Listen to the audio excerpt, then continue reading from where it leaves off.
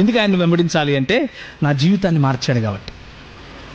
ఈయన యేసు ప్రభు దేవుడు కాకపోతే ఆ రోజు నాకు నా జీవితాన్ని మార్చేవాడు కాదు కాబట్టి. నేను భయంకరమైనటువంటి డ్రగ్గిస్ట్, మీకు తెలుసో తెలియదు కానీ నేను భయంకరంగా డ్రగ్స్ వాడేవాడిని. పొద్దున్న నుంచి సాయంత్రం వరకు అదే పని నాకు. భయంకరంగా కొట్లాటల్లో తిరిగేవాడిని కడపలో.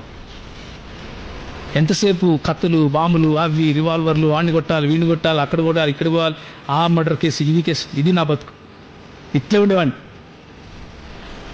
ఒకరోజు ఒక కేసులో పడితే ఆ కేసు నుంచి మా అక్క విడిపించింది. మా అక్క సిఐ ఆ ఊరికి. మా అక్క విడిపిస్తే కొన్ని రోజుల తర్వాత కడప విడిచిపెట్టి వచ్చేసినాను హైదరాబాద్కి.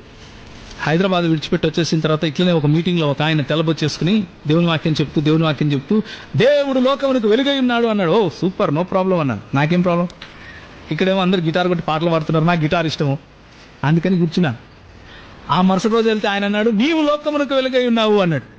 ఫస్ట్ ఏమో దేవుడు లోకానికి వెలుగు అన్నాడు, తర్వాత యేసు లోకానికి వెలుగు అన్నాడు, ఇప్పుడేమో నువ్వు లోకానికి వెలుగు అంటున్నాడు. మన చేతిలో వెలుగు ఉంటుంది, నేను వెలుగు గాడమేంది? అవునా కదా? ఇలా కుదరదు అన్నాను. ఆ వాక్యం నన్ను పట్టుకుంది.